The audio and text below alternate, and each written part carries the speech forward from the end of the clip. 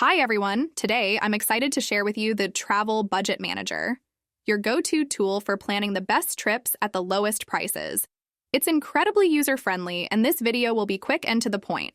Let's dive in. First things first, set your budget and enter it in the designated box. The Travel Budget Manager is organized into 7 main spending categories: flights, accommodation, car rental, attractions, activities, eat and drink, and other. You can input up to 10 options per category.